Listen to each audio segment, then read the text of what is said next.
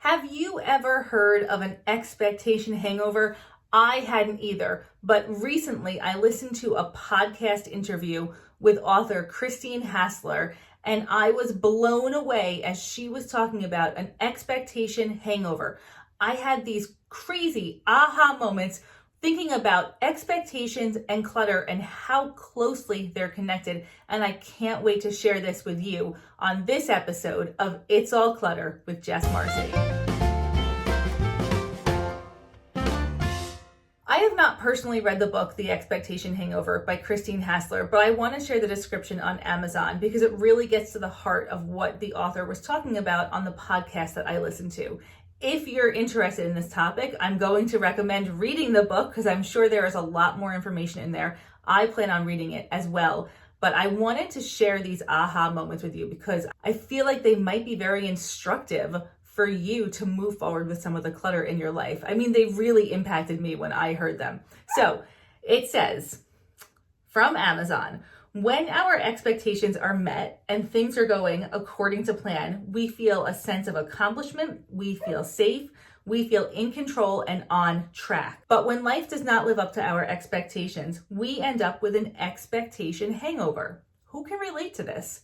This particular brand of disappointment is profoundly uncomfortable and can cost us valuable time and energy if not treated and leveraged effectively. I am going to add to that, it can also cause a tremendous amount of clutter in your life. So let me start with a personal story. When I was first dating my now husband, we celebrated Christmas together. And there was no gift for me under the Christmas tree, but there was a note to check the garage. So in that moment, I developed an expectation that in the garage, there was going to be a car. This expectation was based on the fact that what else would there be in the garage for Christmas? And my car was I was really needing a new car at the time. You know, I was young, I was just out of college. The car that I was driving was kind of falling apart. So I thought, oh my gosh, I cannot believe that I am getting a car for Christmas. We go down into the garage. There's no car, but there is a giant humidifier, like an industrial sized humidifier. And my husband was so proud of himself for this gift because our house was really dry and I had been complaining about my cracked skin. So he got me this enormous humidifier for our living room. To say that I was disappointed is an understatement because I had built up this moment, and it was a short time to build up this expectation, but I had built this up in my head on that walk from the Christmas tree to the garage, and then a humidifier, and it was ugly. It was like a super ugly humidifier too. So it's just a side note, but it was not an attractive looking humidifier. We brought the humidifier into the house, plugged it in.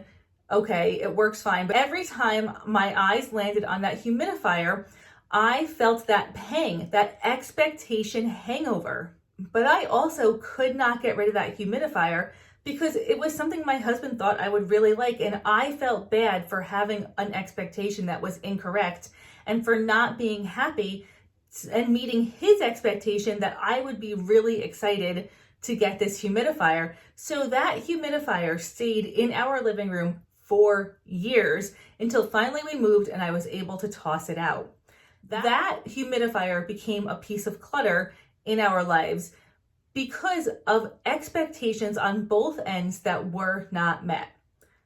And this is exactly how expectations can lead to clutter. Since I listened to this podcast interview with Christine Hassler, I have been asking all of the groups, the people in all of the groups that I run, what type of expectations have you had in the past that have led to clutter in your life? Some common examples of expectation hangovers being linked to clutter in our lives that have come up over and over again in these conversations are things like expecting grandchildren and either saving stuff for your grandchildren or buying stuff for your future grandchildren without your children actually being married yet, or knowing that your children are not going to have grandchildren and still hanging on to stuff for grandchildren because you have an expectation, or you had an expectation, and life went in a different direction, and it's hard to let go of that expectation and all of the stuff that was attached to it.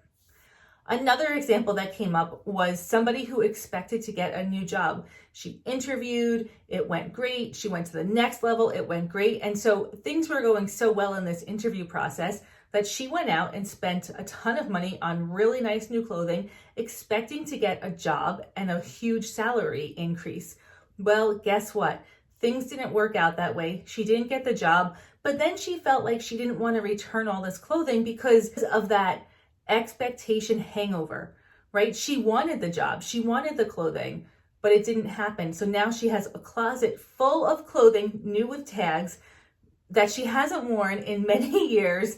And it's all from this expectation hangover, this life going in a way that you did not expect. There are so many examples of expectation hangovers being connected to clutter in our lives. So how do we address this moving forward? I've been giving this a ton of thought, and some of the things that I want to share with you are, number one, the responsibility for that expectation is on our shoulders. If we have an expectation with other people in our lives, we need to share it with them, right? Nobody is a mind reader. Nobody knows what we're thinking and what we're expecting. So the best thing to do is to communicate, have this conversation. After many years of marriage, I have a very clear expectation that for holidays, anniversaries, and birthdays, all I want is flowers. That's it. Just bring me flowers. And I will be happy with that, because I understand now that my husband is not great at giving gifts, and that's okay. That's my expectation, not his responsibility. So I'm very clear on what would make me happy. And now that I've gotten rid of those expectations for gifts, we have much better events together because we've gotten rid of the emotional clutter that comes with expectations. If you have an expectation in life and life throws you a curveball, what can you learn from that curveball? What can you learn from that expectation that has not been met? And how can you change your expectations moving forward?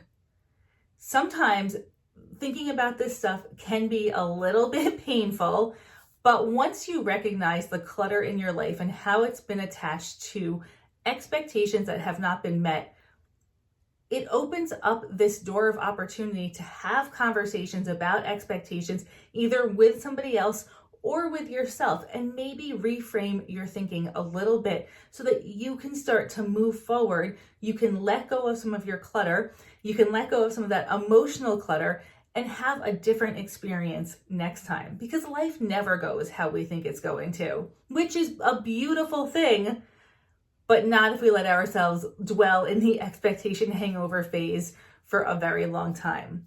So those are my thoughts about expectation hangovers and how they're related to clutter. Go out and read this book. I think it'll be a good one, right?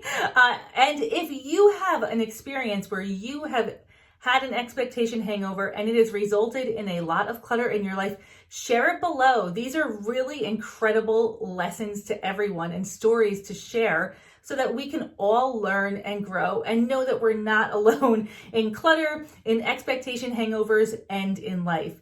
Until next time, I wish you all the best.